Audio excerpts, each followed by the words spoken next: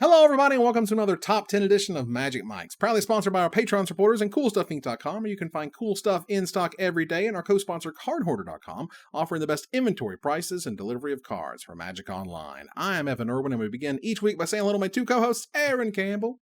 Trick or treats! Ruben Bressler. Yeah, happy Halloween.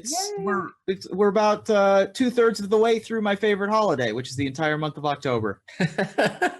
Are you one of those people who never takes their Halloween decorations down, like the Christmas? There's the So Christmas people? I don't live anywhere, Okay. but I would be that person.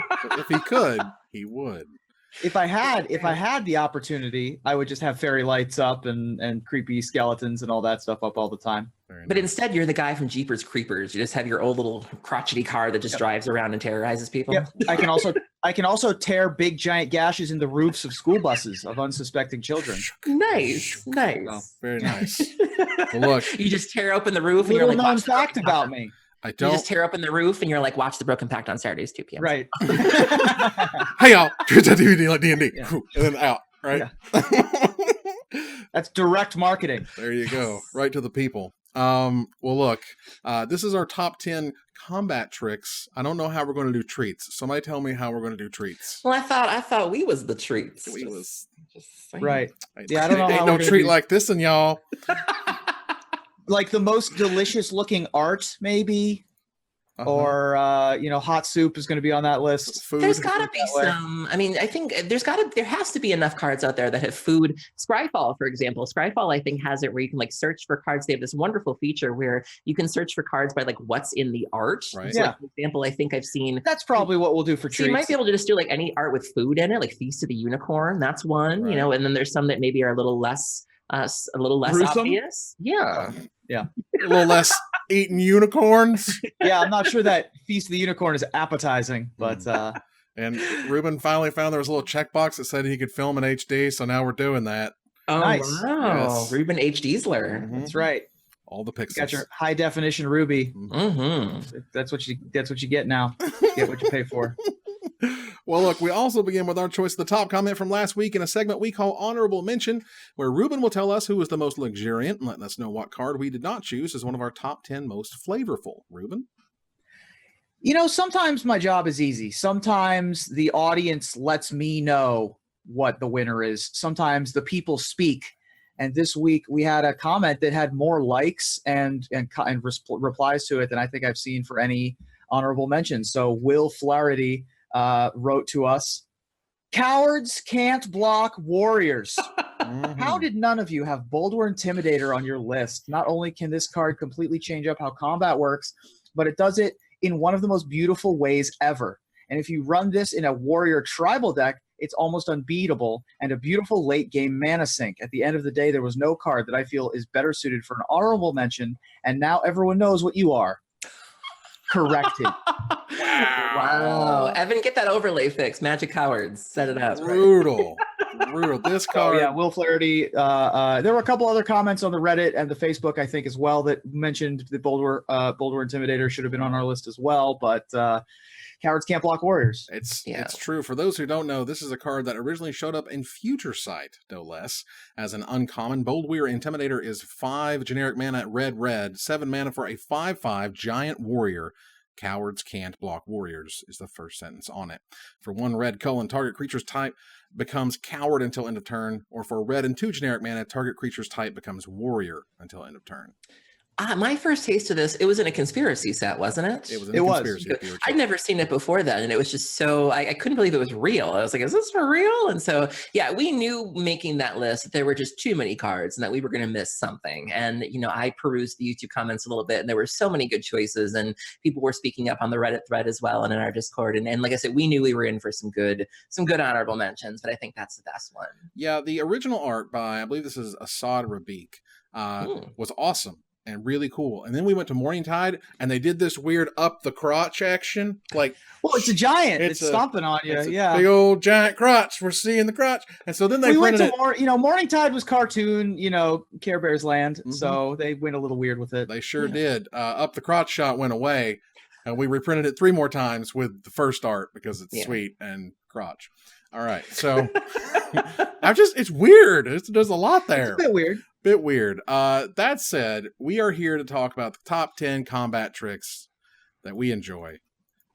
Ruben, let's get started here with our number 10. What is your number 10? So the definition of combat trick is murky at best. I took it to basically mean anything that can mess up combat mid-combat. This card that I have at my number 10, I think is not really looked at often as exactly a combat trick, although it does mess up combat in a number of different ways. But I chose it for a couple of reasons. One, it can definitely be a 2-for-1 or a 3-for-1 or even more than that. It's a super low cost thing that you can do to get such a huge benefit. It also shaped the entire set around itself because of something that was changed late in development as a result of this card existing. And it has the word trick right in its name. So I had to at least give a little bit of a shout out to Electrickery. Oh, Pauper All-Star. Pauper All-Star also as well. Electrickery is a 1 red mana instant originally from Return to Ravnica. It deals 1 damage to target creature you don't control. And it has overload of a colorless and a red, which means that you replace all instances of the word target with each. So instead of target creature, it deals 1 damage to each creature you don't control. Really messes up combat if you have a bunch of small creatures, your 1/1s and your 2/2s trying to crash into a Nessian Courser or some O3s on the other side of the board. Can definitely turn the tide of a combat in your favor, in addition to being able to wipe out massive armies of tokens if your opponent is playing a March of the Multitudes or Empty the Warrens strategy. This is an excellent answer to that, and as a result is a hugely popular sideboard and sometimes main deck card in Pauper. And of course, the longest lasting effect of Electrickery is because it shares a set with Deathrite Shaman, which got that extra toughness as a 1/2 as a direct result of Electrickery existing. Wow. Electrickery's existence is why Deathrite Shaman got a second toughness, and then we lived with the reverberations from that for the rest of time until it got banned from most every format. Thank God. Yeah, Electrickery is a popular sideboard card against elves and Pauper. You can sometimes get it off against Bogles if they keep like a crappy hand and maybe don't have, any good auras or anything like that. You could maybe get them with that. But yeah, it's definitely one of those cards when I first started looking into Pauper, I saw how frequently it was being run and I'm like, this is a card. Yeah, it's a Pauper All-Star. And so, yeah, I never would have dreamed that would be a thing. But yeah, it's very effective. I love Overload as a mechanic. I was really sad to see that didn't come back. I'm not really sure what the people thought of it, but I really enjoyed it. I feel like there were enough cards like Vandal Blast that saw a lot of play. Obviously, Cyclonic Rift was huge, and so I'd love to see that come back at some point. Yeah, Overload was a great mechanic that kind of read a little weird, but ultimately always kind of worked out. They just will not, no matter what, how many times we ask them and hope for them to do so, they will not print Pyroclasm at common. They just won't do it. They have literally printed Pyroclasm 20 times, and they have not put that card at common. Okay, we get it. They also haven't printed it in a while. Not since Masters 25, and then in an actual factual standard set, it's been forever. Yeah. But Electrickery is basically the next best thing, and it does serve a role in keeping some decks in check, and that's terrific. And it will certainly mess up a combat step. Aaron, what's your number 10? Well, my number 10 is a card that you might bring in your deck to prepare for cards like Pyroclasm and prepare for cards like Electrickery. This is another card that we first saw in Return to Ravnica. This was really important for the Celestia decks because, token decks are obviously known for kind of going wide and kind of going all in. And it's very easy to, be susceptible to board wipes. And this was a really great way to protect against that. And it's a little petty in that it protects against the board wipe and also says, oh, you're having a problem with tokens? We're not going to die, and we're going to give you one more to deal with. My number 10 is Rootborn Defenses. So Rootborn Defenses is 2 colorless and a white. It's an instant, so it says populate. And it says to populate, put a token onto the battlefield. It's a copy of a creature token you control. And then after you do that, creatures you control are indestructible. Do you know how many of these I walked into in Return to Ravnica Sealed? I'm like, oh, I'm just going to go ahead and attack here. No, you won't. So if you're playing a token deck, this is really where you want to be. If your opponent is already struggling to deal with the 3 or 4 tokens that you have, we'll add 1 more token to the mix, and now they all have indestructibles. This is great, offensive. This is great defensive. This is a great way to protect against the things like Supreme Verdict, which couldn't be countered at the time. The cards like Mizium Mortars and things of that nature. This was recently reprinted in, I think, a Masters set or an Eternal, a Modern Masters 2017. And rightfully so. It's just a great answer. It's a great thing for the token decks to have. And at worst, it just populates. cards, you know, so even if you don't necessarily need the indestructible, you can pay 2 and a white and get another copy of that sweet 3/3 Satyr you got laying around. Sure, sounds good. So if we get in our time machine and we go back to July 30th, 2012, there was a guy named Bruce Ehrenberger who had pulled a Rootborn Defenses from a pack of M13. And it was unclear as to whether or not that was essentially teasing Return to Ravnica. Before we'd ever, you know, the first time we returned to Ravnica was insane, and no one had seen anything about it, and we knew absolutely nothing about it. And all of a sudden, we got the watermark. All of a sudden, we got the new mechanic, and we got this card that's really sweet that turns into be one of the best tricks ever because it's insanely hard to kind of, you know, play around at times. And yeah, this card was totally sweet. Yeah. So that's has a little place in Magic history, as it were.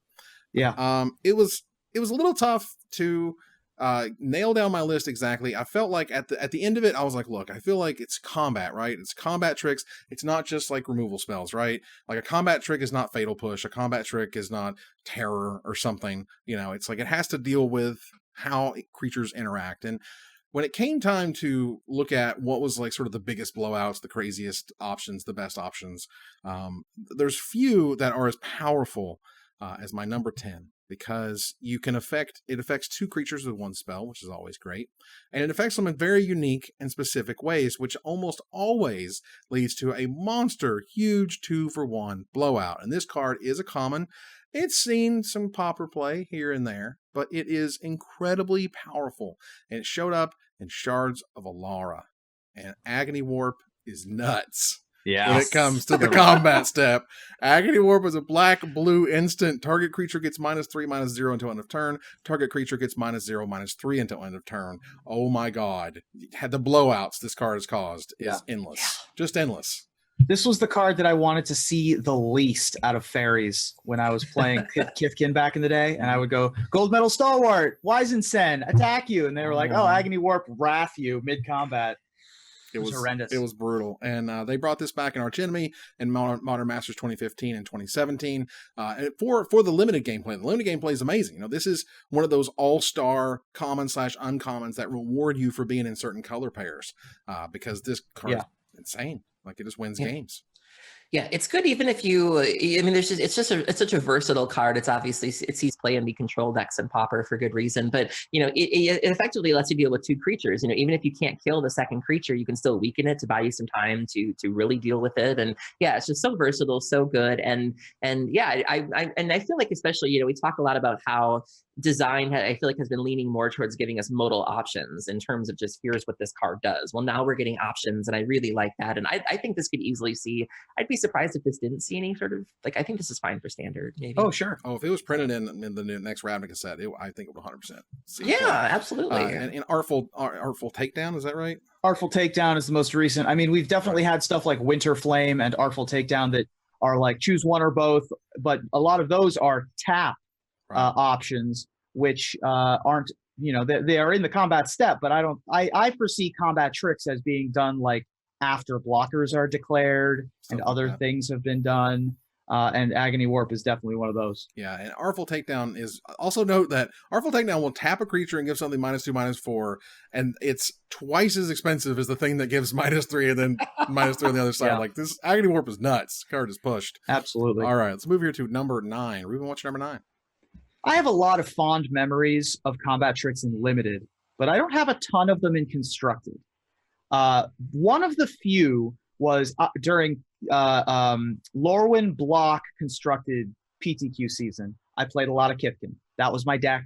And every week I was play testing with my buddies to sort of try what's the next big tech piece in Kithkin. What are we doing? We found out Still Moon Cavalier and Moonglove Extract that way. I ended up playing Flame Javelins to put under Windbrisk Heights at one point because of our testing. And then we also discovered this card at one point. And because I discovered this card, I got to really take advantage of not only the mirror match, but also the fairies match, because after you get Cryptic commanded and they tap your team down, that's a tough feeling. Yeah. But you know what feels really good after they do that? Thought Weft Gambit. Ooh, woof. Thought Weft Gambit was a blowout and a half. 4 colorless, and then Azorius. So white, blue, or white, blue. It's an instant uncommon from Shadowmoor. Tap all creatures your opponents control and untap all creatures you control. Oh, wow. Boy, howdy, was this a blowout in so many ways. You could do it on offense to just get in for an alpha strike against Kithkin. You could do it after a cryptic command has resolved. You could do it on defense, attack with your team past the turn. Then on their turn, you Thought Whip Gambit them. And then once the tech got out, the Thought Whip Gambit was always fun of like, all right, who's going to cast their Gambit first? Because you cast yours first and then they cast theirs. Well, that was 6 mana down the drain. Also, Lorwyn always reminds me of Steve Prescott, specifically because he was given so much of the Kithkin art. Yeah. And Steve Prescott was a relatively new artist at this point. He had just done like Body Double and a couple of other things in Time Spiral block, but Gold Meadow, Harrier, and some of the Kithkin stuff was among his first pieces. And the reason why I remember him specifically is because he went to Columbus College of Art and Design, which is a school that I briefly considered going to, and he's only a little bit older than I am. Right. And so his education took place about 15 minutes from where I grew up. Wow. I mean, there's definitely a certain kind of creepiness that's really endued with all these Shadowmoor cards, and he did a great job of that. He also did Augury Adept and whatnot. I mean, he did a ton of the Kithkin, didn't he? Wow. Yeah, he did a bunch of the Kithkin. He's really well known for sort of giving them their sinister but still cute, like Gremlins style feeling of like, oh, they're adorable, but from afar, maybe. Right. Like when they started to get creepy, they're like, all right, Steve, let's do this. Yeah. Because Thought Whip Gambit in and of itself, this is one of those cards that is a evolution card. Like people don't really play with it. They don't see it at first, but as you eventually play out enough, you go, wait a minute, that's going to be what turns the action. Let alone in limited. I mean, there were board stalls. There were so many tricks in Lorwyn and Shadowmoor limited sets. More in Lorwyn, but Shadowmoor still had its fair share, and this was a nice, capstone piece. Yeah, this is a huge blowout, is what it is. All right, so Aaron, what's your number 9? My number 9 is a nice kind of screw you to life gain decks. Sometimes, I have a friend who plays a Loro in Commander, and he just gains absurd amounts of life to the point where he just doesn't care. And when you've gained a significant amount of life, you get cocky enough to take really big shots of damage where someone's like, I'm swinging for like 16, and you're like, I'm at 72, it's fine. But then you play this spell and it changes the game completely. My number 9 is Tainted Strike. So Tainted Strike is 1 black, it's an instant. It's a target creature gets +1/+0 and gains Infect until end of turn. So if you're playing that really confident life game player, I got 110 life, it's fine, I'll take your little 16. And you're like, Infect? Yeah, and we're done. And then they're like, all that life don't matter because all you need is 10 poison counters. And this is a really great way to, kind of get around decks that might be outpacing you in terms of life gain, kind of bringing them down a notch and making it a little bit more reasonable to deal with. So I love this. It's so cheap. It's so effective. And what really nails it for me is the flavor text where Sheoldred just says, welcome to perfection. And it's like, so I love it. That is fantastic. And it really is an incredible way to get around, 100 life. Oh, that's cute. That's adorable. Effects like, Triumph of the Hordes is the one that's most popular in Elder Dragon Highlander, which is essentially 4 mana, all of your creatures overrun, but with Infect. Yeah. And so it is a great way to sort of close out games in high life total formats, whether they start at 40 or they go up to 80. Either way, you only start with the possible 10 poison counters. I've played against enough Zur the Enchanter decks that went out and searched for Snake Cult Initiation or whatever. To finish people off with Infect damage. Yeah. And Tainted Strike is an excellent one to be able to do it. Triumph of the Horde. Whoa. Yeah. Triumph of the Hordes is a blowout. I ended up taking it out of my Arcades the Strategist EDH deck because it was just like, we aren't really having fun with this card. I mean, Triumph of the Hordes is a $7 uncommon. That is incredible. I was not expecting that. Play in all of those, every green deck that wants to win by attacking with creatures. Omnath? Triumph. Omnath deck had one, yeah. Wow. All right here. Well, look, my number 9 has something that's very, very unique. In fact, what this card makes, they have never, since, before, made it do exactly this. It's really cool. And there's no trick, and I'm absolutely positive we're going to get to them, but there's no trick like a free trick, all right? There's no trick like you're all tapped out. What could they possibly have? And well, look, when you do all your blocks, and I remove a black card in my hand from the game. I pay a life. I make 2 -2/-1 counters that You know about that? that I distribute amongst 1 or 2 target creatures. It also features a cat, so it's perfect for the internet, any internet list anyway. Contagion is my number 9. And again, never before, never since have we made -2/-1 counters because that's ridiculous. Yeah. But Contagion was originally from Alliances, and Alliances obviously brought us Force of Will, which is the blue, counterpart to this card. For Contagion is 2 black, 3 generic mana for an instant. You may pay 1 life and exile a black card from your hand rather than pay its mana cost. You distribute 2 -2/-1 counters among 1 or 2 target creatures, and it has a whole bunch of words that if you try to read the Alliances version, it gets weird. It doesn't matter. That's all it does. But again, never before, never since. Weird -2/-1 counters. Yeah, this is a card that Manaless Dredge likes to play in Legacy. We used it a lot when Deathrite Shaman was a thing to get rid of Deathrite Shaman. We use it now against Containment Priest. This is a really great way to deal with Containment Priest. And me personally, I've never used it in combat before. Usually I just use it to kill things. But yeah, definitely is applicable that way as well. One of the nice things about the Force of Wills is that they still technically cost like 5. So, you can't use the counter spells that rely on things like that. Don't really worry about that. If you try to play around days, it's still a free spell. You keep your 1 land open and you pay for days. And so, yeah, very versatile card, very sweet card. I'm surprised it was on your list. Like, oof. I played back in the day. I actually got shout out to Alliances. It was really actually in Standard. So, so let's move on here to number 8. Can I ask you, though, do you know why it was -2/-1? Because that is weird. Like, was it just a set with a lot of big powered little butts, or Magic's so cray? I mean, I think that the thralls in the early sets in like Fallen Empires also made -2/-1 counters. They were really funky with the different types of counters that could be on different cards back in the day. Okay. And they've streamlined since then. But you can attack with your 2/2/2s into a pair of 3/3s and kill them both with this. So. Yeah, I mean this was real. Seems fine. Oh yeah. All right, so Ruben, what's number 8? I've played in a bunch of limited environments, and I feel like a bunch of the combat tricks on our list are going to be 2-for-1s or better. We've pretty much covered only 2-for-1s so far. No offense to Giant Growth, but I don't get out of bed for a 1-for-1. And so one of my favorite Giant Growth plus sort of pseudo removal spells came from one of my favorite sets, Apocalypse, and one of the biggest blowouts. I would play every copy of Consume Strength that I got passed in a draft. Wow. Just every copy that I could possibly get. If I had 4 copies of Consume Strength in a draft, I was like, man, we really did it. We got there, fam. Colorless black green instant common from Apocalypse. Target creature gets +2/+2 until end of turn. Another target creature gets -2/-2 till end of turn. Just spectacularly good. Knocked off a little creature and then made whatever, if they blocked your 3/3 with their 4/4, you got in there with that. Even if it just was a 1-for-1, but you could trade up. So you could kill a 2/2 and then turn your 3/3 into a 5/5 to trade with their Blastoderm or whatever. That was worth it as well. Consume Strength, just a complete blowout every time it was ever cast. Worst comes to worst, it just is an end step removal spell a lot of the time. You do need 2 creatures in play in order for it to work, which is somewhat difficult. I mean, people have played Skullduggery recently, and that was always a fun card in Ixalan draft, but you do need 2 targets in play. So, but it's limited usually, and if there aren't 2 creatures in play in limited, something has gone very, very right for your green-black control deck. So Consume Strength, always a favorite of mine.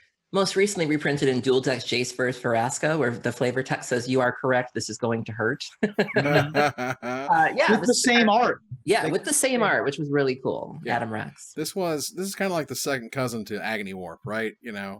It does a little bit different numbers, but we're still affecting 2 different creatures, and it's usually ridiculously crazy blowouty. So that's fantastic. Aaron, what's your number 8? Mine is super flavorful. It's just fun. Like, it's just a fun, there's so many ways to do combat tricks, whether it be you're simply buffing something, whether you're preventing something, whether you're making something indestructible, you're giving it an ability like flying, infect, things of that nature. Mine is a neat sort of damage prevention redirection tool, which I really, really love, but just the art and the flavor just makes me feel whole. My number 8 is Harm's Way. Nice. Harm's Way is 1 white. It's an instant from Magic 2010. It says the next 2 damage damage a source of your choice would deal to you, or a permanent you control this turn is dealt to target creature or player instead, essentially getting out of harm's way. And I just love it. I love the art of just the person getting like flared. There's a huge beam coming down, and it almost looks like they're getting in harm's way. It looks like this person's trying to intervene in something. And I love just that ability to, this didn't happen, but it is going to happen to one of your things. I love things like Deflecting Palm. And this is just nice. Like when I was researching this, I was like, this is good. And so I like this a lot.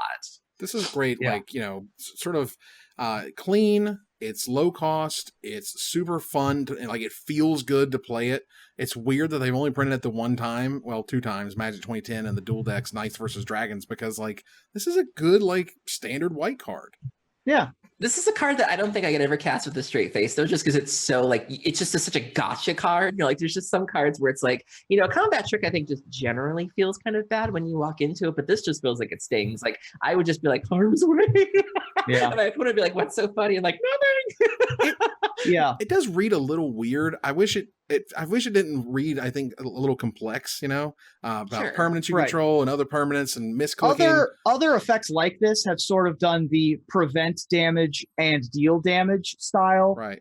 Similar to Captain's Maneuver from Apocalypse as well. Another one of my favorite combat tricks, but very expensive. Harm's Way redirects, infect or changes the type of damage, the color of damage that's dealt.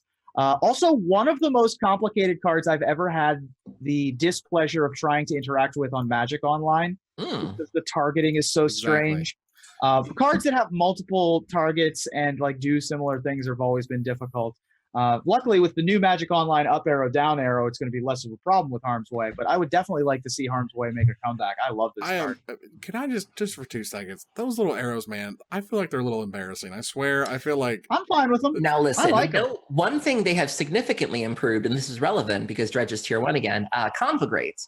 One of the issues with Conflagrate previously is that the indicator used to cover up the damage you were trying to do. So you used to have to mentally keep track of it because you couldn't visibly see it. So you'd have to be like 1, 2, 3, 4, 5. They've cleaned it up now where you can actually see the Conflagrate damage you're attempting to do. So that's good. I'm happy to red zone you on the arrows, bro. Fine. It's fine. We'll talk about it later. For our top 10 show this week. All right. So next card is a card that has seen some popper play. It took a minute to really catch on in Standard. It's one of those cards that I swear, I think it was so cheap and so easy that people kind of just like didn't even pay attention to it. Slept on it, yeah. They totally slept on this one. And then someone was like, wait a minute. For 2 mana, I can give a creature double strike, and if I've got a creature with power 4 or more, it gains trample. Teamer battle rage is nuts. This is modern worthy. Oh yeah. This card is terrific. It's a red and a generic mana for an instant. Target creature gains double strike until end of turn. And ferocious. That creature also gains trample if you control a creature with power 4 or greater. To see him play in Death's Shadow and whatnot. This card, again, Wizards just kind of kept pushing double strike. Like they just kept pushing it and kept pushing it and kept pushing it. And this to me was the first one to be like, oh man, we might have went a little too far with that one. Ugh. I mean, it's definitely the scariest thing that they can do in a late game situation if they've got a presence on the board out of Death's Shadow, or decks like Affinity also used to have Teamer Battle Rage things happening. Even like standard red-green decks used to use Teamer Battle Rage to force through some extra damage. It is a scary, scary card on something like a Kiln Fiend, or even just, your generic like 4/4, 5/5 Death Shadow. It's plenty scary to begin with. This is main deck worthy. This is a card that the Death Shadow decks are happy to run 1 copy of. They'll bring in a second one if they have to, but it's always one of those cards I have to kind of pinch myself where I'm just like, I'll see it. I'll be at a modern competitive event and they will cast that, and I'll just be like, do you see me? Like, is this happening right now? Like, really? Okay. Like, Teamer Battle Rage. Is this a pump spell? Right. It's just a weird story to tell your friends. You're like, yeah, I lost to a pump spell from Dragons of Forged, off to a card that has a Teamer watermark. That doesn't happen a lot. Yeah, fun application though. A fun story about this card. I remember I was playing on Magic Online one time, and this is when I was running Vengeful Pharaoh as a sideboard card, and I had Vengeful Pharaoh in my graveyard, and someone was swinging it with a really big Death Shadow, and I thought I was just done, but I was prepared to like see it through. And so the way that it works is, so it did its first strike damage first, which bled over, hit me, triggered the Pharaoh, and then killed it before the next round of damage. Nice. I was like, I'm alive! Like, it was a wild moment, but funny how it works. roller coaster of emotions there with the Venster Pharaoh double strike interaction. All right, let's move on here to number 7. Now, look, there's been on Magic Arena, they've been running M19 drafts recently. Yeah. And they've gone now. We're back to Guilds of Ravnica, and that's great because that's fun to draft. But I got in a ton of M19 drafts as a result of it being on Arena. And I could not help but fallen totally in love with this one combat trick. And it has been every single time. Like, it's not like one time it was bad or even a couple times it was No. Every single time. This card was amazing. It was good on defense. It was good on offense. It made me Julianne Fries. Have you ever decided to put blockers where they're supposed to go, attackers where they're turned sideways, and everything stops and you go, make a stand, and they go, oh my god, make a stand's insane. Absolutely ridiculous. It's a white and 2 generic mana for an instant. Creatures you control get +1/+0 and gain indestructible until end of turn. So not only can you not kill them, they also got much bigger. In the world of M19, everything was like 2 power and 3 toughness, and getting up to that 3 power was just ridiculous, and you would destroy your opponents with this thing every single time. Cards. So cards very, very, very good and limited. I've had a number of those sort of red white go wide or the green white big stuff kind of decks where they're, it's either a counter spell for a removal spell, or it just ruins combat for your opponent. I've been playing a bunch of the Guilds of Ravnica drafts, and Join Shields is a similarly blowout kind of spell that is way more expensive and much easier to see coming. Make a Stand being 3 mana, there's a bunch of things you can do for 3 mana at instant speed out of all of those decks. And so having Make a Stand, especially at uncommon, is a surprising one, even if you know it's in the format. I have picked this incredibly high because it just wins games. It literally wins games out of nowhere. It's fantastic. Ruben, what is your number 7? Like I mentioned, most combat tricks aren't really constructed worthy. Certainly very few combat tricks qualify as standard all-stars, much less winning Grand Prix and Pro Tours in multiple formats, standard and modern. But you know what? Atarka's Command, I do believe, qualifies on all counts. Atarka's Command is a red-green instant. Choose 2. Your opponents can't gain life this turn. Atarka's Command deals 3 damage to each opponent. You may put a land from your hand onto the battlefield. Creatures you control get +1/+1 and gain reach until end of turn. The combat relevant ones of these are usually pumping your creatures, and then your opponents can't gain life. Although the most often chosen mode is the deal 3 damage to your opponent and sort of giving them a pseudo Skullcrack, or pumping through a bunch of additional damage with something like a Goblin Rabble Master or something along those lines. All of the commands are extremely potent, extremely powerful. But for my money, Atarka's Command, particularly because Martin Dang won the Pro Tour with red aggro, basically splashing for Atarka's Command almost exclusively, it's got to have a spot on the list.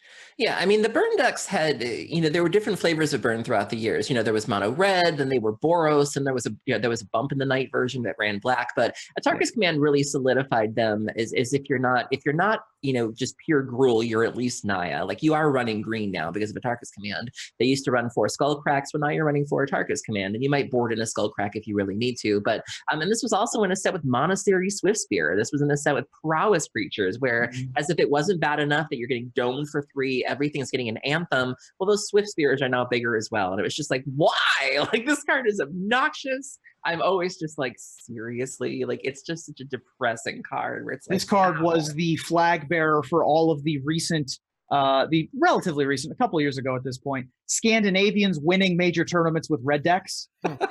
Martin Dang, Yoel Larson, and in there, of course, our Brandon Burton, Sandy Dog MTG, won a Grand Prix with Naya Burn. Maybe it was just not Naya Burn, but it was Burn nonetheless in Modern. And so, it's to this day is a powerful card. I have to ask you, have you ever played the land version? Like, have you ever activated that part of just... I have not, although I've seen like Gruul landfall aggro decks that do want to have the extra land in play, where they go, play to Geopede, or I think it was Scythe Leopard was the card, something along those lines. I mean, Atarka's Command itself is so much in so little in terms of cost. I mean, Assassin's Trophy is one thing, but like having all these different modes, having the skull crack thing, giving the creature's reach. Giving the creature's reach is the thing that everyone misses, and you're like, and I will block your flyers, and you're like, on the back end, that's tough. Yeah, use this card defensively is a thing that can happen, and certainly is terrific. Aaron, what's your number 7? Ruben, I got you. You said that Apocalypse was one of your favorite sets. I hear you. I see you. You are valid. I did not have a lot of experience with this card. Like I said, I did take a break from the game, and so I didn't play when this was a thing. But I was doing my research. I was looking at combat tricks, and this just looks like a lot of fun. What really sealed it for me was the flavor. One line of flavor text where it's simply Gerard going, "You're not my Hannah." My number 7 is Jilt. So Jilt is from Apocalypse. It's 1 colorless and a blue. It's an instant. It has kicker of 1 and a red. Return target creature to its owner's hand. If you paid the kicker cost, Jilt deals 2 damage to another target creature. That's good. Like, I mean, for 4 mana, if you have the kicker to be able to bounce something and do 2 damage, I mean, poof, that is value right there. Absolutely. Yeah, bounce the thing Jilt, you can't deal with. Jilt not only was a spectacular combat trick in Limited, I believe it saw some constructed play. I wouldn't be surprised, yeah. It's a removal spell and a bounce spell. Not getting a ton of love in our list here, bounce spells, although any unsummon effect with upside, again a 2 for 1. This was a part of Dirk Baborowski's Limited deck when Phoenix Foundation won Pro Tour New York in 2001. Just an amazing card in Apocalypse Limited. I mean, it got to really explore kicker. Like, kicker is one of the best mechanics ever. Absolutely. And often mechanics are literally just versions of kicker, which is great. In terms of the story, I think You're Not My Hannah, this is where he went to the Phyrexian Arena, he gave him the head of Urza, and then Yawgmoth gave him... during Yawgmoth's Vile Offering. There we go. Portion of the story. Come on, Northos. There you go. And he was like, this is Hannah, quote unquote, but it turned out to be like a machine that wasn't Hannah at all. And that's more or less what this is kind of. And he was able to stab Yawgmoth in the face or the heart or right. Whatever. In the tank. Got it. All right. Here we go. All right. Let's move on here to number 6. Aaron, what's your number 6? I don't think we've talked about creatures yet, have we? We've just had instants and sorceries. Let's go ahead and fix that. So my number 6 is a really versatile card. I really enjoyed Theros Standard for the most part. There was a Constellation deck that was running around, and I love Enchantress style decks. I've certainly played with it in Legacy. I've putzed around with it in Modern, and I even tried it in Vintage one. So I love enchantments. I love an enchantment heavy deck, and therefore I loved an enchantment heavy set. And this was a really unique combat trick in that it didn't necessarily have modes the way that we think of. It wasn't clear. Modal spells will usually spell it out for you. Choose one. You had to really look at this and go, oh. My number 6 is Boon Satyr. So Boon Satyr is 1 colorless and 2 green. It's an enchantment creature satyr with flash, and it's 4/2. So 4 power, 2 toughness. So you can just choose to flash it a 4/2 and be like, here you go, deal with that. Or you can Bestow, which was 3 colorless and 2 green. If you cast the spell for its Bestow cost, it's an aura spell with enchant creature. It becomes a creature again if it's not attached to a creature. So if you have a creature that you already like and you've got 5 mana floating around, you just Boon Satyr. You put the Boon Satyr on that creature now has +4/+2. And then if God forbid that creature dies, you've got a little insurance policy of, whoop, I still get a 4/2 out of it. Like, this is such a versatile combat trick that I can't tell you how many times this was standard constructed worthy. For sure. Play in the decks, and so it was just hilarious to so many ways you could do that, either as an end of turn 4/2, as an insurance policy, as a flash pump spell. This was really, really good. Oh yeah, this saw plenty of constructed play. This is one of the pushed Bestow cards. Bestow just was still kind of odd. It's weird. This came from the Lycids that were creatures that turned into enchantments. Right. There was a whole mechanic built around them, which is fine. They're enchantments, so it kind of works with the whole themes of the block and whatnot. But Boon Satyr itself was certainly the one to look out for. And if they had 5 mana open, you're like, oh god, here it comes. Here it comes. If the red green monsters deck passed the turn with 5 mana open, boy, were you in for a question mark? A treat in our combat tricks, yes. Yeah, you can. If your opponent attacked into your 3/3 and you had a 1/1 and you Boon Satyred it, not only did you kill the 3/3, but you're left over with a 4/2 afterwards. The extra, obviously, the devotion to green decks loved Boon Satyr. There were so many. You're right. It doesn't say modes on it. It doesn't say choose one on it, but there were so many things that you could do with a Boon Satyr. So many different ways to play it, which is nice. Ruben, what's your number 6? My number 6. So there aren't many decks that take advantage of combat tricks in constructed. But one of them is a deck that I'm sure we'll be talking about a lot of the cards in that takes advantage of a lot of combat tricks, and that deck is Infect. The Infect deck has a lot of combat tricks that pump the creatures, make them bigger, make them better in combat, make them unblockable, or whatever. But not everyone, there aren't a ton that have so many applications. This is able to not only counter a removal spell or get through additional damage if there's a bunch of blockers on the other side of things, but it's also super versatile in that it only costs you 2 life and a colorless mana, or a white if you want to pay a white. Apostle's Blessing is my number 6. So Apostle's Blessing, originally from New Phyrexia, colorless and a white Phyrexian mana, which means that you can either pay 2 life or a white. Target artifact or creature you control gains protection from artifact or from the color of your choice until end of turn.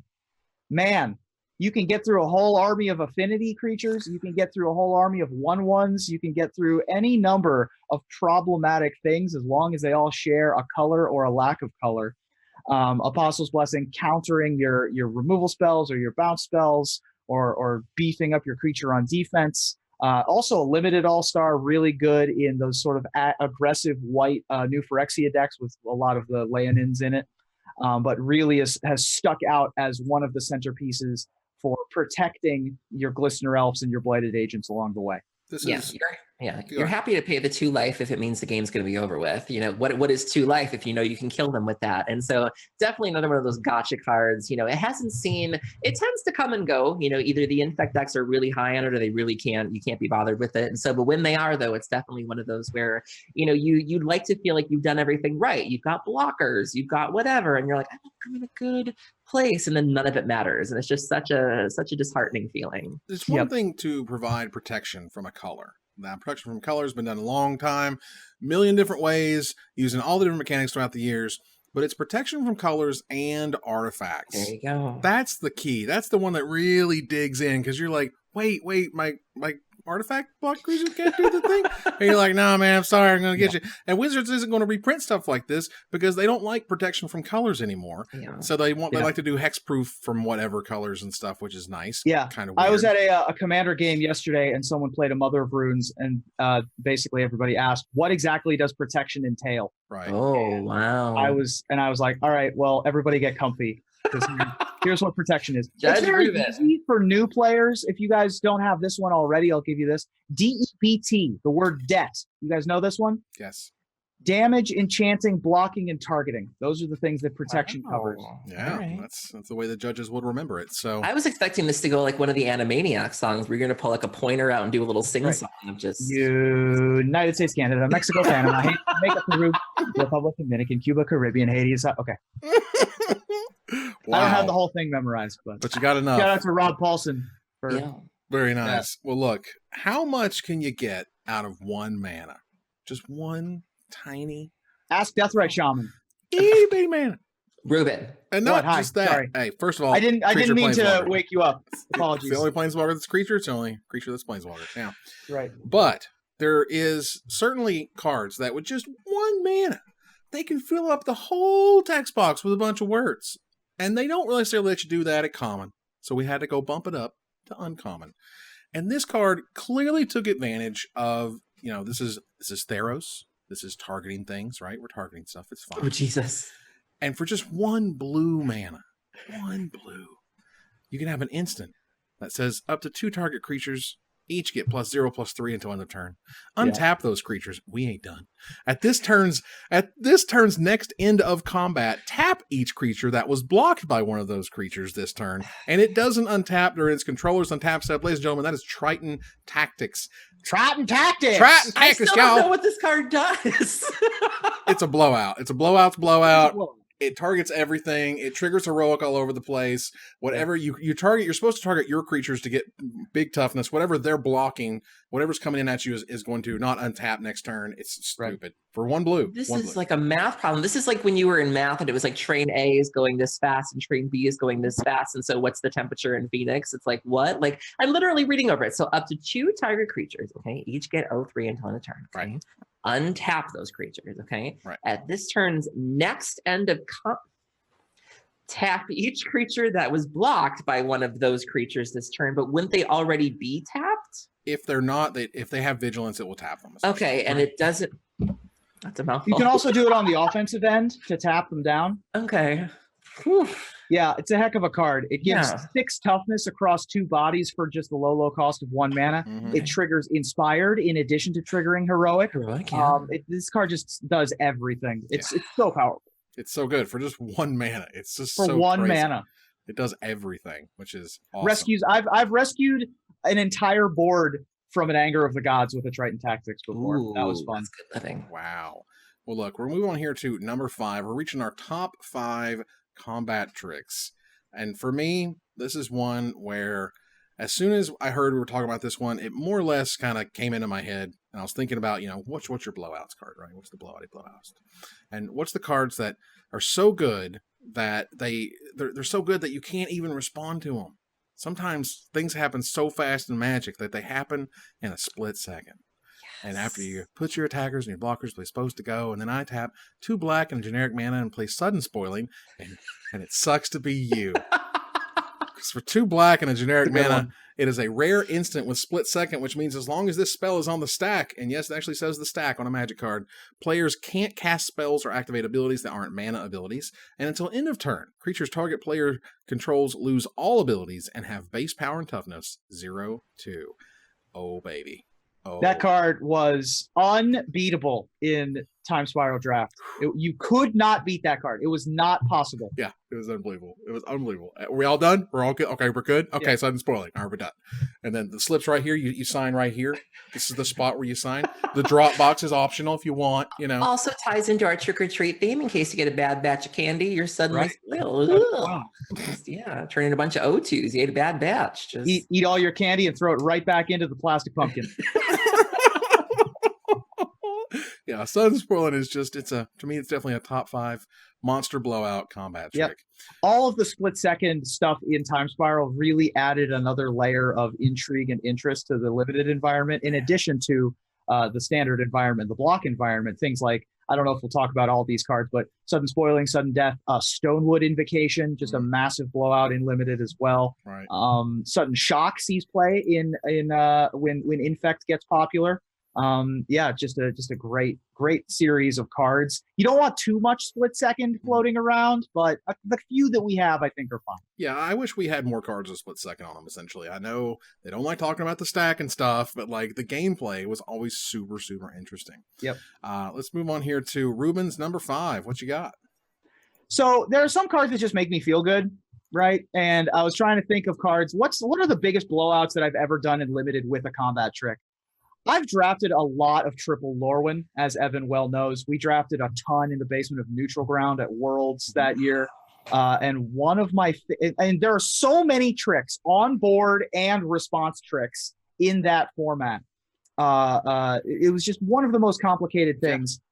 Yeah. And some of the best combat steps I've ever had were because I left up 3 mana in my random 5-color garbage or any deck that had access to blue, and I had a copy of Ego Erasure.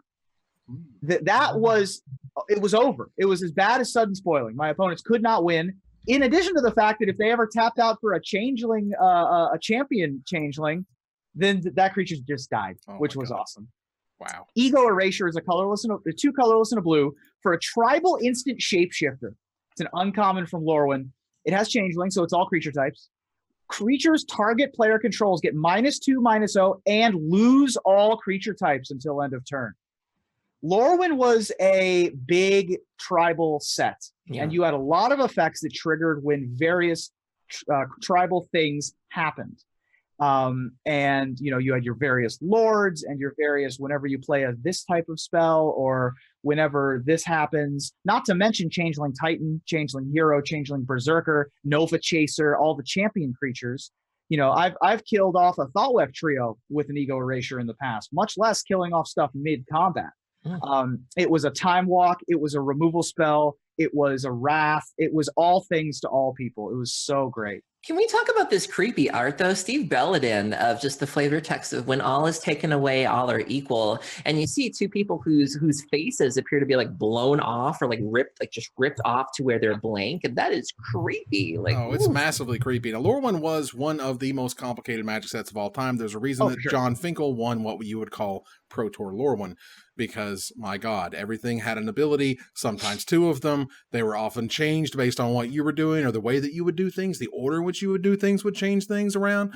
And Ego Erasure itself, having Changeling and removing their creature types, like, it's terrific. And it's one of those, it's almost underappreciated, I think, as a combat trick in that format. Whereas it wasn't, it wasn't the ones that necessarily instantly killed something. It was, you kind of got to get a little creative, but that was, you had to finesse it. Yeah. But that was the format where literally that's where you would do it. Like, it's beautiful, complex Magic. That's Lorwyn. Aaron, what's your number 5? I cannot believe you two. I cannot believe that this card, I assume this would be a same or a higher or something, and maybe it is, but how is this not on your list? This is Pro Tour worthy. This is Grand Prix worthy. This has dominated at least 2 formats. I cannot believe neither one of you has had this. I'm so ashamed of you. My number 5 is Restoration Angel. What else? What? Yeah. Do I need to explain this? Do I need to? You need So for the folks at home, this is 3 colorless and a white. It's a creature type angel. She has 3 power and 4 toughness. She has flash. She has flying. Whenever Restoration Angel enters the battlefield, you may exile target non-angel creature you control and then return that card to the battlefield under your control. Do you know how it feels to walk into a Thragtusk? Do you know how it feels to walk into a Huntmaster of the Fells or a Snapcaster Mage? Like, this card is so good. There's so many ways to abuse it. ETB triggers are a thing. This is a win condition if you're playing Kiki Cord, being able to bounce this with Kiki Jiki and things of that nature. I mean, it's a win condition. I mean, how many times have you given pause to somebody with 4 mana open and you're like, I know they have it, but I gotta get out of their hand. I gotta force the issue. I've got to force the angel. And this is the card that when I think of combat tricks, it's so heartbreaking. When you're like, fine, get it over, blink the thing, do the thing, gain your 5, get your fine. Like, can I pass? Can I move it now? But having to play that game of they have it, having to make them have it, and just this card, man, like how? Yeah. Johannes Voss is the only art for this. The only one. Agarabolus. I mean, oh my God. Oh God. I mean, well, there were 2 arts for this one. A new one was made for Iconic Masters, which no shade per se, but like Johannes Voss's artwork is absolutely incredible, and I've never seen anything like it. It's one of the best angel images ever, let alone on one of the best angels ever, which is fitting. Yeah, I've got no excuse for this one. Definitely constructed worthy combat trick. You could have, if you had Thragtusk, Trostani, and Restoration Angel in play, I think you gained 15 life or something along those lines. Maybe it was 12. It was 15 life. Because you gained 5 from the blinking of the Thragtusk. Then it's 4 toughness, 3 toughness, 3 toughness for your Trostani. And so those Abzan mirror matches would go on forever. Restoration Angel just spectacularly good in the Jeskai Flash decks, in those Abzan mid-range reanimator kind of strategies. Seeing play all the way through Modern, just a great card. All right, so let's move on here. I saw a Legacy Goblins deck play Restoration Angel because they could sneak in a Kiki and either vial in an angel or go get their plateau and go off on people. Just blink a Siege Gang commander and be like, what? I mean, blink anything, I guess, at that point, and just Kiki Jiki them to death, which is neat. All right, let's move here to number 4. And Aaron, I believe you have your hires and your samesies start around now? I got a little plot twist in mind for y'all, but I'll take this number 4. My number 4 is higher on someone else's list. Okay, that's fine. Ruben, what's your number 4? My number 4, again, it's a Pro Tour winning card, although this time only one of, and all the best combat tricks are. It's also just one of the biggest blowouts that you can possibly imagine in any format, be it limited, standard, modern, sometimes legacy. So Delve is busted. Delve's a problem. Every card with Delve is too good. And Become Immense is no exception. Become Immense is 5 colorless and a green. Don't worry, we're not paying 6. Who pays retail on Become Immense? Seriously. Right. 5 colorless and a green instant with Delve, meaning it costs 1 less if you exile a card. For each card you exile, costs 1 less. Target creature gets +6/+6 till end of turn. Combine that with your Teamer Battle Rage from earlier. Combine that with your Trample creature, your Double Your Strike creature. Blighted Agent. Card is, with your Blighted Agent, get in your Infect damage. Become Immense is unreasonably good and just spectacular. Yeah, the thing about Become Immense and about a Delve in general is that Delve is just one of those things that you're rewarded just for playing Magic. You don't even have to go out of your way to really fill your graveyard, where just the act of fetching, just that's a card. If they counter your other pump spells, you're fine with that because that's fodder for your Delve. It's just so easy to turn it on, and it just comes out of nowhere. And like you said, you're very rarely ever paying for it. And just by the act of playing Magic, you have enough cards to where you have enough to do it, and it's so good. It's so good. The card is bananas. Like actual. I remember reading this, like when it was spoiled, and I was just like, "Are you serious? This card is insane." It was the card that people were, when Modern Infect was really on its tear, which led to Gataxian Probe getting banned. This was one of the cards that people were seriously talking about of, we got to do something about Modern Infect. It's been putting up gross results lately. Do we want to ban Become Immense? And it was like, girl, like, no, we're not banning a Delve pump spell. Like, come on. But it was a serious contender for the card that needed to be banned to keep Modern Infect in check. Yeah, it's absolutely insane. Well, look, my number 4 I'm pretty sure it won the Pro Tour, if I recall correctly, and it is an incredible blowout. It is also from a Lara block, if I started with a Lara block, and, now we're here. And from Zelda, so the idea that you can have a card that, pumps you, shrinks them, all across the creatures. There was a black-white tokens list, and Zealous Persecution was a huge, crazy blowout as a result. Zealous Persecution is a black and a white for a uncommon instant. Until end of turn, creatures you control get +1/+1, and creatures your opponents control get -1/-1. So when everybody's playing tokens and 3 dudes seriously and whatnot, and a Johnny's, well, Zealous Persecution is right there, kicking butt and taking names. So it doesn't take much for Zealous Persecution to be a huge blowout. This is something the black-white tokens decks like in Modern. This is something Abzan in Modern runs as a sideboard card, sometimes even as a one-of in the main board, depending on the metagame. I was really hoping this would be, this to me, I remember there was an Ixalan supplemental product. I don't remember if it was the board game where they had new art, and I was like, I could see this in Standard, and especially looking at the way Standard is going right now. Can you imagine if this were in Standard right now? Like, oh my goodness. It would be so good. So good. For Explorers of Ixalan, which was a massive, gigantic failure, unfortunately. I'm seriously, because I've been trying to get. Look, man, I'm just being honest. It stunk, and there's some Zealous Persecution. You're literally there. You go. Well, look, man, you make a product and buy it, and no one buys it after that. That's a problem. So. But it does have amazing new artwork from Explorers of Ixalan, if you can get it. Did I ever tell you about the old art? How for the longest time, like if you look at it from far away, it almost looks like a rave. Like there's this huge like torchlight, and you see like the ooh. For the longest time, I thought it was a party. I was like, they're not. They having a fun boom boom. Soon's down there. They're getting blinded and burned by the lights. Yeah, it took me a second. Ouch. This has certainly made the top 8 of Pro Tours and Grand Prix, even in Legacy, back when Esper Stoneblade was popular. Anytime Lingering Souls is a centerpiece of a format, Zealous Persecution starts picking up in popularity. I know that it was popular at Pro Tour Fate Reforged, when the white versions of Jund and the what was then called Junk lists were very popular. Zealous Persecution saw a ton of play. Great for knocking off those Lingering Souls tokens and messing up combat. Very nice, very nice. Well, look, we're going to move here to our top 3. Now, look, when you're talking about top 3, you're talking about cards that help define formats. You're talking about cards that not only are they incredible combat tricks, they push certain decks over the edge. They become so well known that these become cards that even if you're not playing them, because you may be playing against them.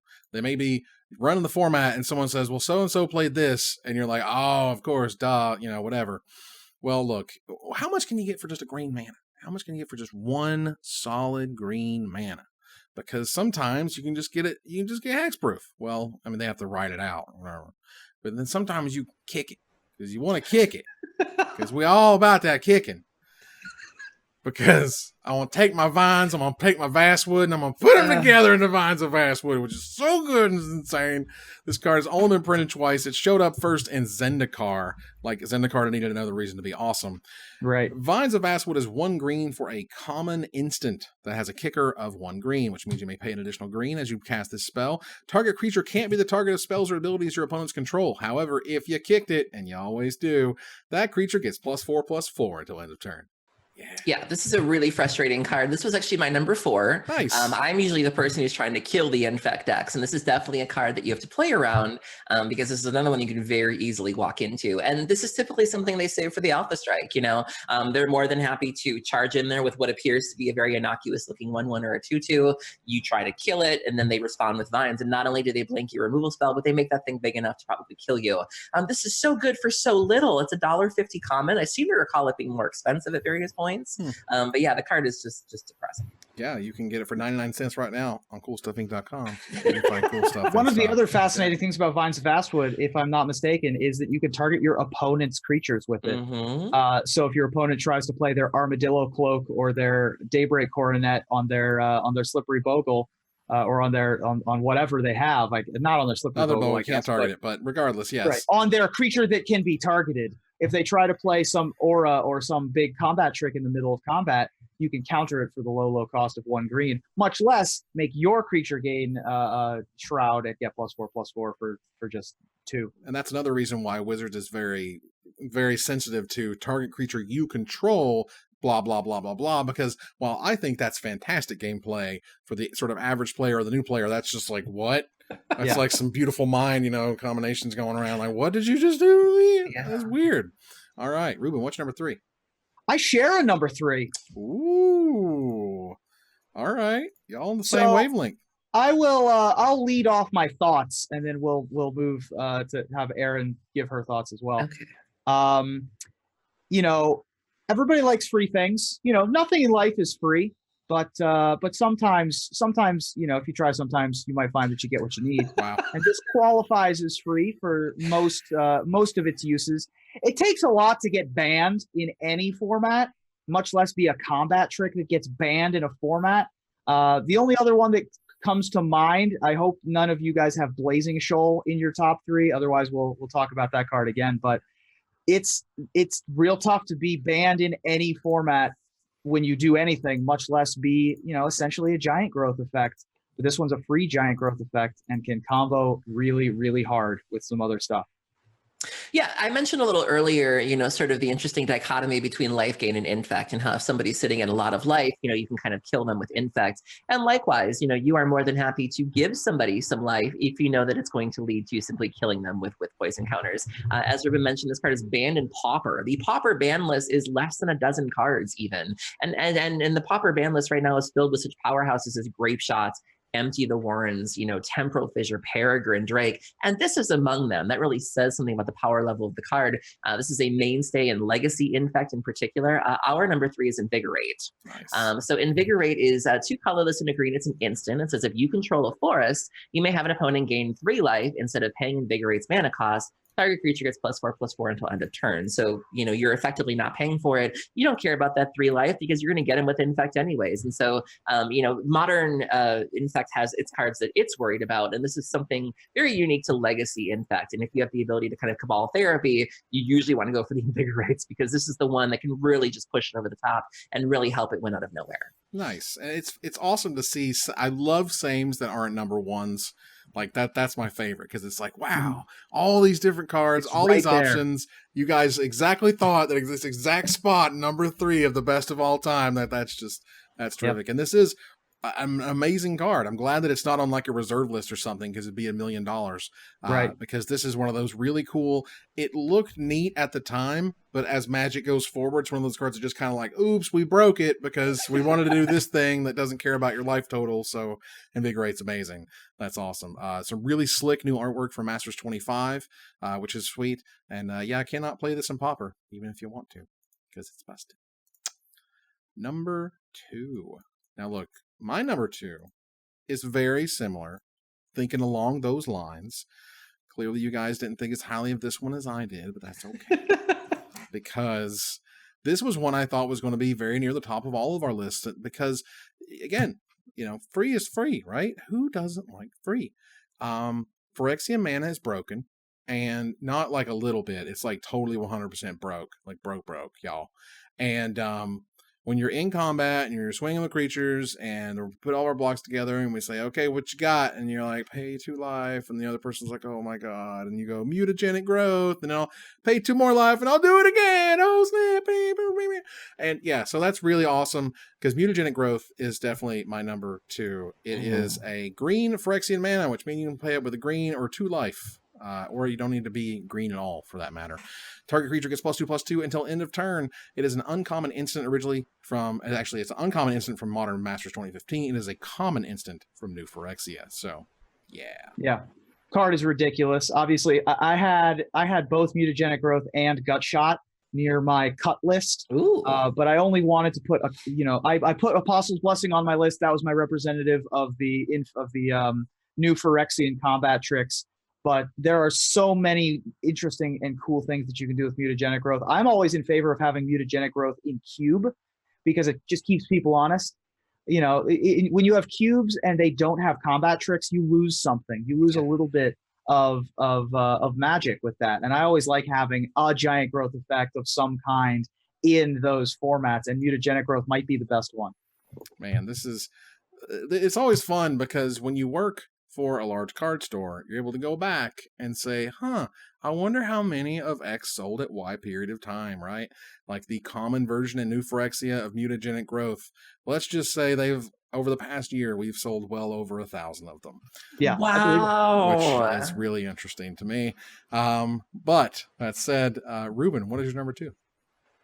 There are a number of cards that have taught the world how to play Magic, how to play around certain effects, how to play with certain things.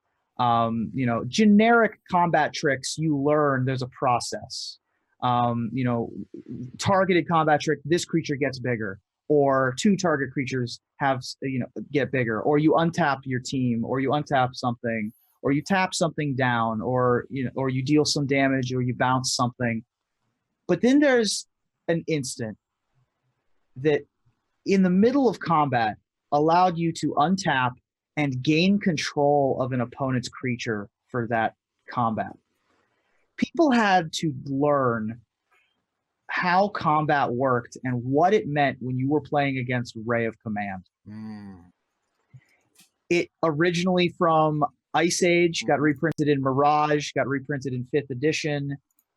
If you haven't, it taught a generation how combat worked. It is so difficult and so interesting and weird, and it led to some of the biggest blowouts I've ever seen in any limited environment.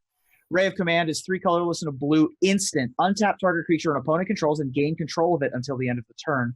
That creature gains haste until end of turn. When you lose control of the creature, tap it. And if it does feature flavor text, there's only one word. Right. Heal. Yeah. This was I recently played a Chaos Draft where I got a Ray of Command in my deck, and it was by far the best card in my deck. And I had like 6 mana 5/5 flyers, and I had some decent other things going on, but Ray of Command was always either a 2-for-1, or I could just bluff it. I could just pass the turn with 4 mana up, and once my opponent saw the Ray of Command, they were terrified to attack. Oh my God. It is so good, and it's unbelievably powerful. It's taking their best thing. This is one of those cards like from Ice Age that, again, having played back then, no one cared about. No one really understood it. They didn't really we didn't play limited back in the day. You just bought cards and played with decks or whatever that you had. And so Ray of Command really got respect around Mirage when we started playing Seal Deck and whatnot, again in 5th edition, because 5th edition had 4,000 cards. It also kind of got overlooked, but again, you take their best thing, their 2 best things usually, and you make them kill each other, and it's just a chef's kiss of a spell. Aaron, what's your number 2? I'm going to throw a wrench on the plans here. I had a string of hires and sames, and I'm not comfortable with that. I'm not doing that. So my number 2 was higher on someone else's list, but Ruben reminded me, you guys reminded me that there's a card I forgot, and I cannot believe I forgot this. I would bet the farm that neither one of you has this as your number 1. If you do, I'll eat my hat. It's fine. But this is a card that has brought me a lot of joy, and a lot of people know me as kind of being the Dredge girl, and I talk a lot about Dredge, and I certainly love Dredge. But for the times that Dredge is not good, for the time so the graveyard hate is intense, I go back to Modern Ad Nauseam. And there's just nothing, we've talked a lot about buffing creatures, we talked about making creatures really good, but I want to talk about the self. I want to talk about a combat trick that keeps you in the game. You know, we've kind of touched on this a little bit, and this is a card that is just so good, and I can't believe I forgot this, and I'm so mad at myself. My number 2 is Angel's Grace. So Angel's Grace costs 1 white. It's an instant. How did I forget this? I'm so mad at myself. So it's an instant. It has split second, as we mentioned earlier, as long as the spell is on the stack. Players cannot cast spells or activate abilities that aren't mana abilities. You can't lose the game this turn, and your opponents can't win the game this turn. Until end of turn, damage that would reduce your life total to less than 1 reduces it to 1 instead. So the way that Modern Ad Nauseam works is you want to combo off. So you want to start off with this or Phyrexian Unlife, and then you cast Ad Nauseam and you win the game. But sometimes you don't have the other half of your combo. So sometimes you do have to cast Angel's Grace if you have multiple copies to buy yourself some time to find what you need. And there's always that one opponent who tries to like rules layer it, where it's like, I'm not dying this turn. I'm not. And no matter how you slice it, it's not going down that way. You can also pair this with Phyrexian Unlife. So for example, if you're at 5, you want to cast this, you go down to 1, and now they've got to get through the Unlife as well. And so there's lots of neat ways to kind of, you know, get that order going. But not only is it a really good combo piece, it's just a great way to, you know, just kind of change the game. However, this doesn't protect you from Eidolon triggers. Right. I remember when I first started playing the deck, I was like, I'm going to cast Angel's Grace Eidolon trigger. And I was like, split second. No, girl. Nope. That's a triggered ability. Yeah. Right. It can also be countered by counterbalance if they have a 1 on top. So there's some little awkward moments there, but when you do get it to work, just that feeling of I'm not dying today feels amazing. Fantastic. Awesome. Like, I'm glad that we got at least a fog effect on the list, because I think a lot we'd sort of ignored, you know, the pause for reflections and all that kind of stuff. Moment's Grace. Yeah. Moments Peace is another excellent one that sees a lot of play. And Angel's Grace, especially in those Ad Nauseam decks, is put into a whole nother gear. But I've certainly used Angel's Grace as a 1 mana split second time walk in limited or in various formats. Very good choice. The poker face too behind it. Like you have to act like you don't have to act like, so they're getting their big alpha strike ready and they're so proud, and you're like, yeah, do it. And you're like, whoop. Like, well, nobody cares. I'm still at 1. Thanks. Bye. All right. So let's move on here to number 1. And for the number onesies, I'm going to share, move the thing. All right. So for number 1, I share a number 1 with someone else. Wow. Very nice. Well, that clearly. Well, it's not me, so it has to be. Clearly appears to be Aaron, which is terrific. So we have another 1-2 handoff on our number 1 combat trick of all time. I think to me this was the instant slot in. This was the I'm basically making a top 9 list because number 1 is there because you know, this is a card that is, I mean, it is almost as magic as magic gets. It's as magic as you can explain magic to be. Aaron, tell us what our number 1 is. I mean, our number 1 is just ubiquitous. It's been reprinted over a dozen times, maybe even 24 times. I mean, it's just reprinted. It's just good, clean value. You know, we've covered a lot of cards that have a lot of bells and whistles. You know, you can play an Angel's Grace, which has the split second and rules and life gain or prevention and things. And I've talked about, you know, Harm's Way and Boon Satyr, which is an enchantment, but it also has flash. And, you know, we've covered a lot of the fancy bells and whistles, but just sometimes just, you know, remember what they taught me in school, which is KISS, which is keep it simple, stupid. And nothing is more simple than our number 1, which is Giant Growth. So Giant Growth is 1 green. It's an instant. Target creature gets +3/+3 until end of turn. This thing has been reprinted 46 times. 46. And God bless it, because Lord knows there are so many things that we've talked about on previous lists that we just can't have anymore. We can't have Lightning Bolt. It has to be Wizard Lightning. We can't have Counterspell. It has to be the response or whatever. Like, you know, so but we can have this. This is okay enough for us to still have, and I think it's great. I think that's amazing. Giant growth to me is, again, to me is very much magic. It's always like, how do you teach somebody how combat works? You say, well, there's a 2/2 and a 3/3, and you have a giant growth, and let's do this. And you play the giant growth, and you kill that. You're like, that is the impetus for all magic combat is right there. Is the trick. And do you have the trick or do you not have the trick? You make them have the trick every time. Absolutely. These are the tenets of awesome magic. Ruben, what's your number one? That is a tough argument to argue against, but allow me to provide an alternative number one. When I think of combat tricks, tricky cards, tricky situations, ways in which I can completely change a game around in the middle of a combat step, one card really comes to mind. And it really is the centerpiece of a lot of the recent Infect stuff in Legacy. It gets a lot. It's a iconic card in that not only was it in Vintage Masters, but it was also in From the Vault Exiled because it was so powerful that it had to be banned at one point, or it was restricted at one point, I believe. It has a long pedigree going all the way back to Worlds in 1994 when Cyril de Foucauld made top 4 with Zoo.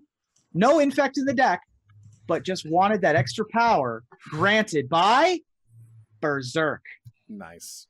Berserk is my number one. Berserk is a 1 green mana instant. Cast this spell only before the combat damage step. Okay. Just in case we were, Target creature gains trample and +X/+O until end of turn, where X is its power. At the beginning of the next end step, destroy that creature if it attacked this turn. Combo this with your Invigorate on a 1/1. That turns your 5/5 into a 10/5. That's enough to kill everybody because they only got 10 poison counters. Wow. Berserk first came out in Alpha. It's been reprinted recently in Conspiracy Take the Crown. And it's just a centerpiece of the deck. I think that a lot of people recognize that iconic original Dan Fraser art. So creepy. It's very creepy with the classic swirly background that's on all the Moxen as well. The more recent Steve Prescott art with the sort of the bugbear going crazy is really iconic now as well. And when I thought of pump spells, I was going through the list and was like, oh, I got to put Berserk at number one. Yeah, very relevant. The destroy part's very relevant. I remember there was one time I was facing Legacy Infect and Dredge, and I was very proud of myself. I managed to block the creatures for them to destroy and exile on my bridges. I was like, damn it! Yeah. You can also cast this on your opponent's creature if they're like trying to get in chip damage with their Noble Hierarch, and they're like, all right, get you for 1. You're like, all right, I'll take 2. Destroy your Noble Hierarch, idiot. Yes. So good. Yes, it is a pseudo removal spell. It is a super cool card. It was just, again, I think it's kind of interesting take that I'm able to provide something like, how many Berserks did we sell over the past year from Conspiracy Take the Crown? About 150.